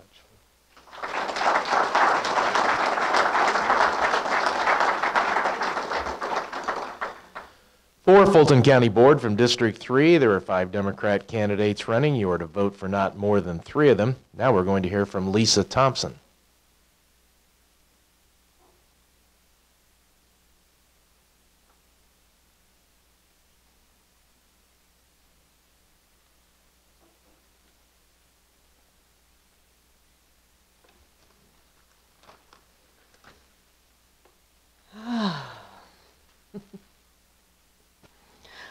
I'm going to start with a little bit about my background because I lived out of the area for more than 20 years, and I'm also a newbie to the political arena. But I was born in Canton, Illinois, and raised here as well. My family built the Shake Shack back in 1973. My dad was a school teacher at Spoon River Valley, so the summer business was a good supplemental income for the family, especially when there were 4 girls in that family.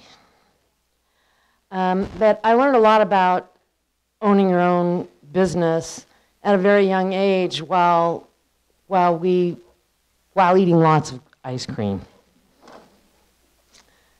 But my career took a different path when I was selected for the electrical apprenticeship program at Caterpillar back in 1978. It was my first real challenge because it was a non-traditional job for a woman. But I was laid off in the 80s along with 10,000 other people. And at that point, my parents urged me to go back to school. I eventually listened, got my associate's degree in applied science in 1986.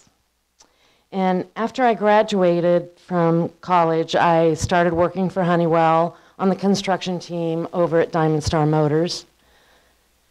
And when Diamond Star finished, I was transferred to the Honeywell Chicago office, where I married my husband in 1990. My husband was an electrical supervisor for the IBEW. I have 2 stepchildren and a brand new, beautiful granddaughter.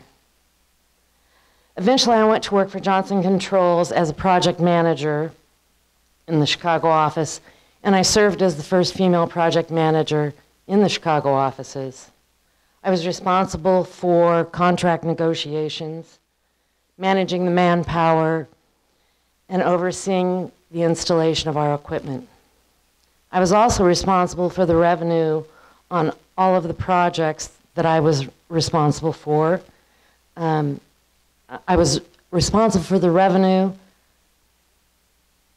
that I made or lost on my projects. I was told that I got that job because I had the tenacity that it took to solve problems and because I had a reputation for great customer service. When Scott retired, we sold our house that we had built and traveled the U.S. in an RV. Those things should be labeled as confined spaces.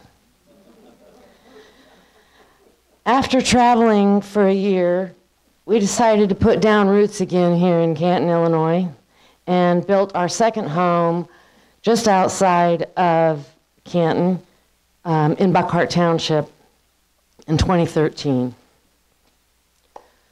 So now that you know a little bit about me, I want to tell you why I'm here. I want to conclude with telling you why I'm here. I'm ultimately here because I want to serve my community. I believe in providing the best service to the entire community, not just the well-connected, while operating within the budget. The county is predicting a budget deficit of around $1 million, and changes need to be made to bring that budget back into line. I want to be part of that solution. I think we need to take a look at streamlining our government and eliminating some of the redundancies. I also believe that I have the initiative, the knowledge, and the ability to learn what is necessary to make a good county representative. I would appreciate your vote. Thank you.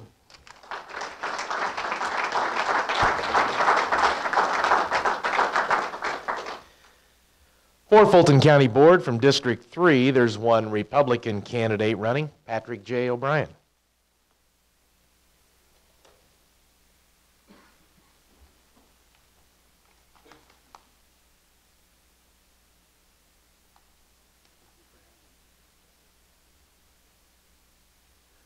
Hello, everyone. I'd like to thank the Chamber and the Fulton County Farm Bureau for the invite this evening. I am unopposed in the March 20th primary, but I would not miss this event for the world. Born and raised in Fulton County, I live in Farmington. District 3 is a very expansive district. It goes from west to Avon, along the Route 116 corridor over to Farmington, then dips around Canton a little bit and goes south and east into Banner, Dunfermline, and St. David. If elected in November, this will be my second term on the Fulton County Board. I served from 2012 to 2016, where I was a member of the Finance Committee. I was chairman of Economic Development and Tourism Committee. I've also served as the chairman of the Fulton County Republican Central Committee. The reason that I decided to run for the county board a second time,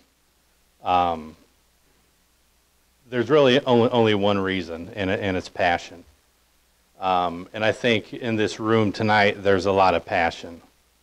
There's passionate voters, there's passionate public servants, and there's passionate citizens. And I think if all of us in this room would think about why we're here tonight, it's because of our passion to serve, and it's because of our passion for the districts that you are going to represent. So I wish everyone luck in the March 20th primary that does have an opponent, and I look forward to seeing a majority, if not all of you, moving forward into November. Thank you.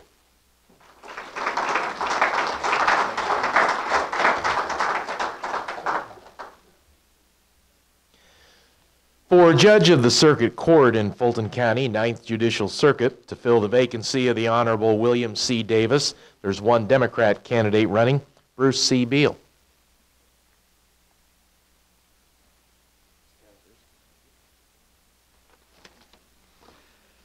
Good evening, everybody. Thanks for coming tonight. I'd like to thank the Fulton County Farm Bureau, the Chamber of Commerce, and our two sponsors, American Pest Control and Monocles, for helping to host this meet tonight. For those of you who don't know me, my name is Bruce Beal, and I'd like to tell you a little bit about myself.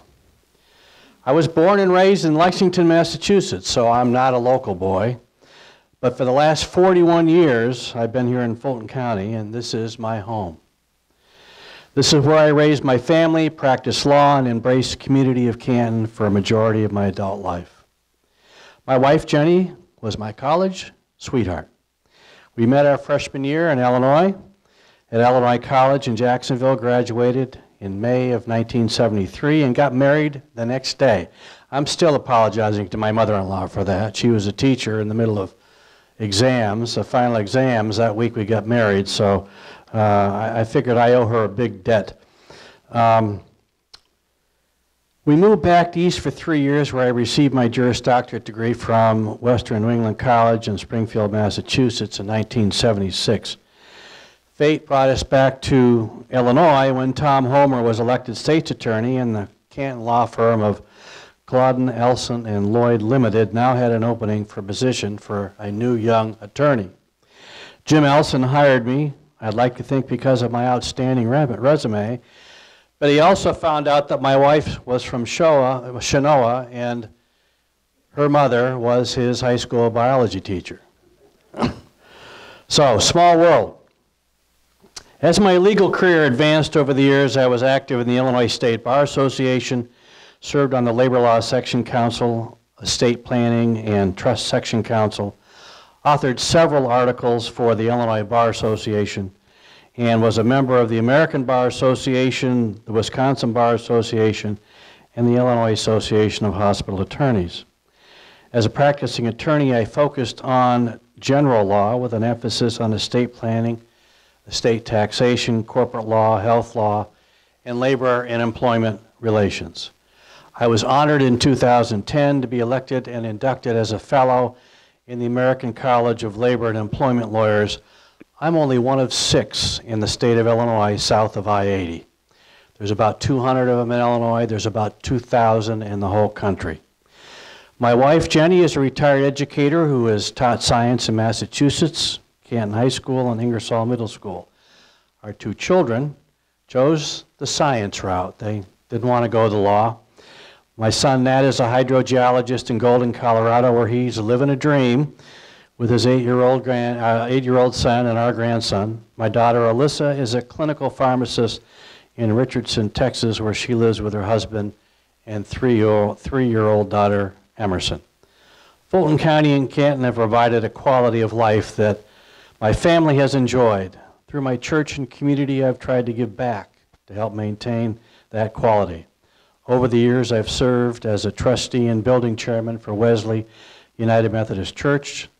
I was a Friendship Festival Parade Committee member and chairman for several years, a charter member and past president of the Canton Kiwanis Club, a Troop 106 Boy Scout leader, Spoon River Community College Chorus, and most recently, the Spoon River College Foundation board member and former chairman.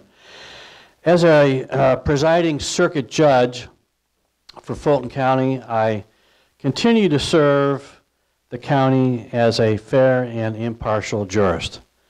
I was appointed by the Illinois Supreme Court to fill the vacancy of the resident circuit judge William Davis when he retired in 2016. I bring with me a lot of trial court experience from 40 years of practice in a wide variety of cases. I'm a firm, compassionate, fair, and impartial judge who listens to everyone in the courtroom. I'm a good judge of character. I'm a problem solver utilizing my many years of experience in mediation while engaged in my past labor practice. I write well and have great research skills. I embrace the specialty courts established by the Supreme Court for drug abusers and our veterans. I'm respected by my peers, receiving a recommended rating by the recent bar poll of the judicial candidates.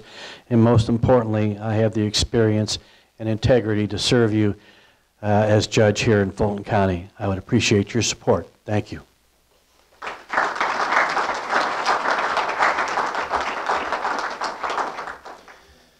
That concludes the candidates portion of the program.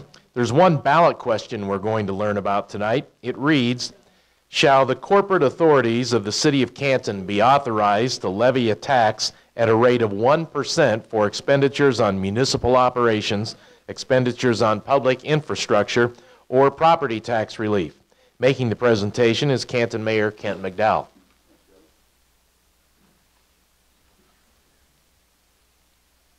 Good evening. There's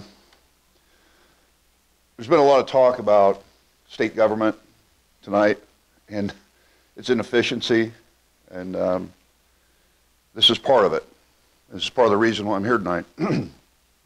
On Tuesday, March 20th, voters in the city of Canton will be asked excuse me, to pass a referendum to increase the Canton sales tax by 0.05%.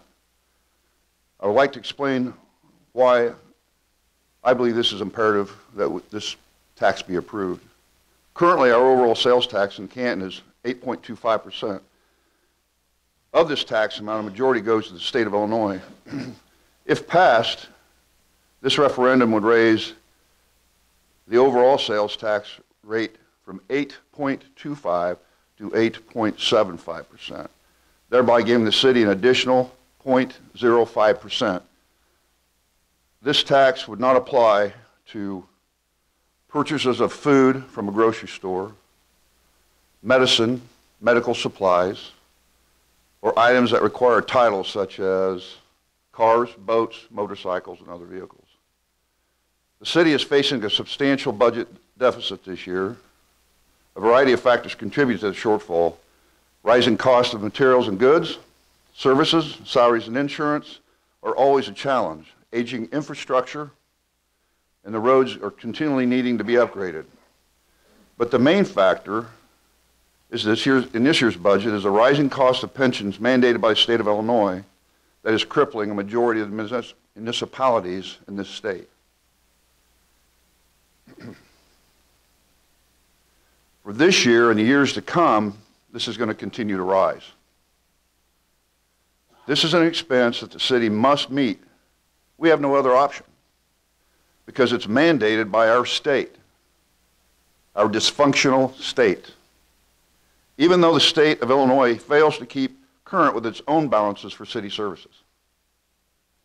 This sales tax referendum will increase the general fund by approximately $600,000.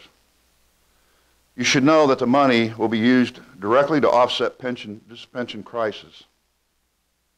It is also to serve to minimize the need for the increases that are increasing quicker than we want of the property taxes. You should also know that I have diligently worked to streamline our city government by not replacing positions as employees retire, consolidating positions, and by increasing workloads on the current employees.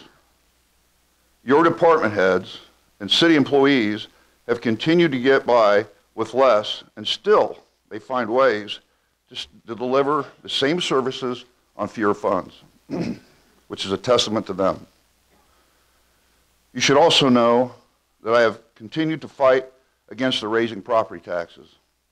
I can stand behind the sales tax referendum because I feel that at least it is a tax that a citizen can control to some degree. With the property tax increase, the burden is placed on the landowner and the homeowner.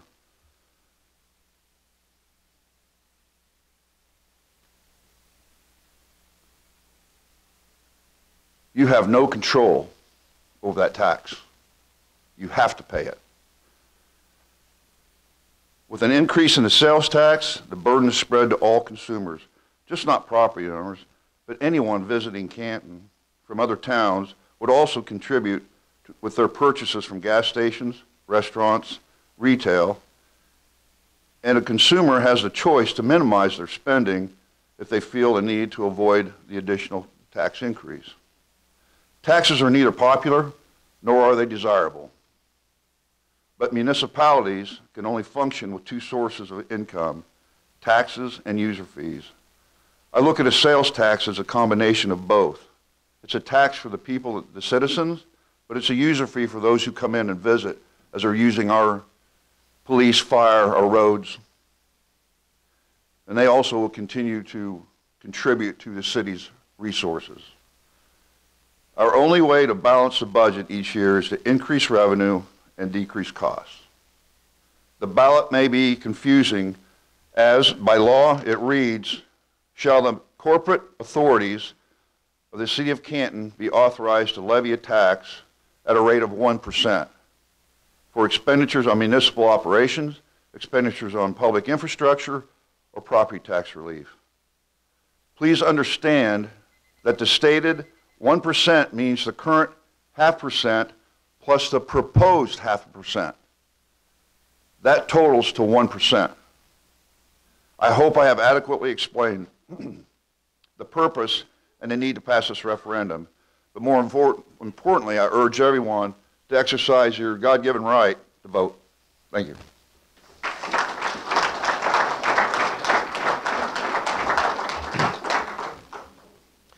Also tonight, Fulton County Clerk Jim Nelson is going to fill us in on matters of interest and importance to Fulton County voters between now and primary day on March 20th. Jim?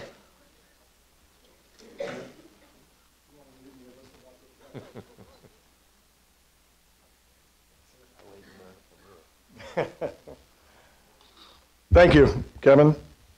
Again, I'd like to thank the hosts, the Chamber, and the Farm Bureau. They always do a great job, and this year we have sponsors with Monical's Pizza and American Pest Control. I am on the ballot, by the way. They asked me, do you want to speak? And I said, no, that's good. I just happened to walk in as Miss Male was coming up to talk, and I looked at Kevin and went, nope, I'm good. Today was election judge training day, so I had 3 sessions with my election judges to train them for our March 20th election. So the primary is the one election that you have to declare which ballot you want. You can ask for a Democrat ballot or a Republican ballot, and you do have to ask for them. Let me also say, you can change and ask for whatever ballot you want each primary. Now, we did have an election judge at one time tell a person that, no, I'll use Al as an example. Al, you voted Democrat all your life. That's what you're getting. And I'm telling you a true story. And Al took the Democrat ballot again, even though he wanted a Republican, and he voted it. And then 2 or 3 weeks later, I get the call. And they always start the same way. I don't mean to complain, but, trust me, I've had dozens of those calls. Well, yeah, you do, or you wouldn't be calling me. And it's not a complaint. I said, why wouldn't you tell me right then and there I could fix it? So I talked to my judges today, so don't worry. You shouldn't have to worry about that. You want a D, you get a D. You want an R, you get an R. There are 3 different areas in the county that will have a nonpartisan ballot available. That's the City of Canton. That is Astoria with the Astoria Fire District, and that is Banner. Banner has a referendum question on about the sewer and water plant, the maintenance of that. So you'll either get a D or an R, and they have their colors. Green is Democrat, yellow is Republican. So they are color-coded by state statute. So you'll get one of those ballots, you'll vote them, and then you'll put them in the machines. Darken the oval is what we talk about. To say the turnout will be good, I'd be lying to you. I expect about a 25% turnout. That will be high. It's 23 the last 2 years ago. People don't vote because they don't want to declare D or R. That's not my choice. I have to do what the law states, and that's you are to declare, give me a Democrat ballot, give me a Republican ballot. That's not going to change for quite a while. Unfortunately, that means that 70 to 75% of people won't vote, which is a shame because it costs just as much for a 75% turnout or a 25% turnout. I have to spend the same amount of money. So it is an expensive proposition. The county spends about $300,000 a year for elections. In an odd year, it'll be about $225,000, and I've cut that down to absolutely bare bones. I actually don't know if I have enough money to do both elections this year. That's how far we've cut back just to make sure we're staying in the black. I didn't speak on my part, but I will say that why we pass deficit budgets all the time. We're in the black. We're staying in the black. We're going to stay in the black. Very happy to work with Stacy Male and Steve Hines and Jeff Standard. We cut everything back. We know what the finances are. Last 7 years, if you look at your last 7 tax bills, the county's tax rate, not your tax bill, the county's tax rate has stayed almost consistent. I can tell you when you get your tax bill this year, look at your county portion, it's going to be lower than it was last year. So look at the other taxing bodies. The county is the one that is doing the best it can with what it has.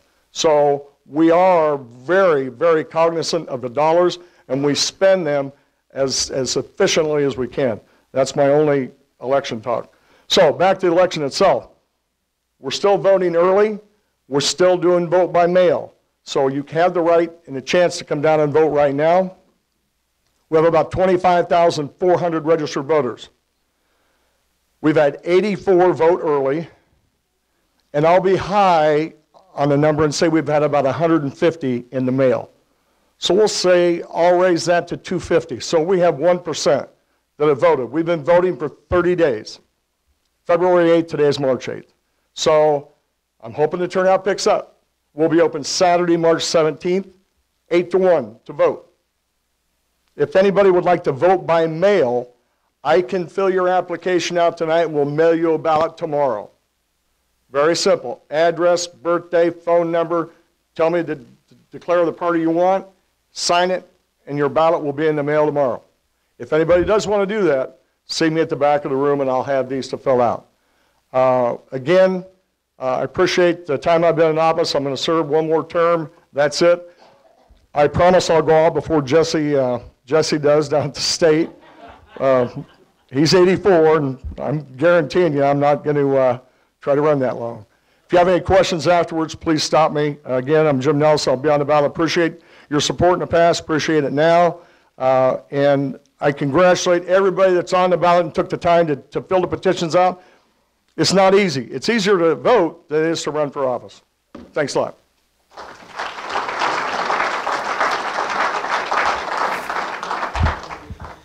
And that wraps things up for Meet the Candidates. We thank each of the 22 candidates and referendum presenters who participated tonight. We also thank the in-person radio and television audiences for being a part of it. And the organizers, the Fulton County Farm Bureau Legislative Committee, along with the Canton Area Chamber of Commerce Government Affairs Committee. Sponsorship and funding support has been provided by Monical's Pizza and American Pest Control. You're reminded there are campaign materials in the back of the room to pick up and take with you. Refreshments are being served as well, and many of the candidates and referendum representatives are sticking around to meet with those of you here at the Donaldson Center. As a reminder, a video recording of this event will be shown on a repeat basis on Channel 22 of the Canton, Cuba, and Lewistown cable TV systems. It will play Monday, March 12th, and again on Monday, March 19th, starting sometime during the morning each day. And it will be on YouTube starting this Sunday. Search Canton, Illinois, Meet the Candidates on YouTube, and you're going to find it that way. Also, a recorded audio version will air on WBYS AM 1560 and FM 93.7 mid to late afternoon on Monday, March 19th, the day before the primary. The exact time will be announced on WBYS later. And here's the most important message of all. Please go to the polls and vote. It's your right and your privilege to do so on Tuesday, March 20th. Thanks for coming, and please drive carefully on the way home and talk with the candidates. Many of them are still sticking around. Thank you. Helping underwrite this event, Monical's Pizza, located on North 5th Avenue in Canton. In Canton, we deliver. Quality roll-off, quality disposal, located near Farmington. By WCDD, CD Country 107.9, your home in the country. By the Bank of Farmington, located in Canton and also in Farmington. And by AC Wood Creations, located in Canton. Helping sponsor this event, Spooniver Animal Clinic, located on North Main Street in Canton. By Remax Traders Unlimited, your agent, Susie McMillan. WBYS AM 1560 and 93.7 FM, the voice of Fulton County. By Fulton County Housing Authority, Maple Manor and Longview High Rises in Canton. And by M. Bixler Video Productions. Interested in underwriting and sponsoring an event? Call us. Helping bring you this event, Sedgwick Funeral Homes, with locations in Farmington, Canton, and in Bartonville. Sustainable Building Solutions, LLC of Farmington, Chad Johnson, your owner-operator. WCDD, CD Country 107.9, your home in the country. Wesley United Methodist Church, located along Avenue A in Canton, and AC Wood Creations, located in Canton. Helping bring you this event, Spoon River Home Healthcare, bridging the gap in healthcare. Lambs of God Daycare, located on North Avenue A in Canton, by WBYS AM 1560 and 93.7 FM, the voice of Fulton County. Stereo Village, located on South Avenue A in Canton, and by M. Bixler Video Productions. Interested in a DVD of an event? Call us.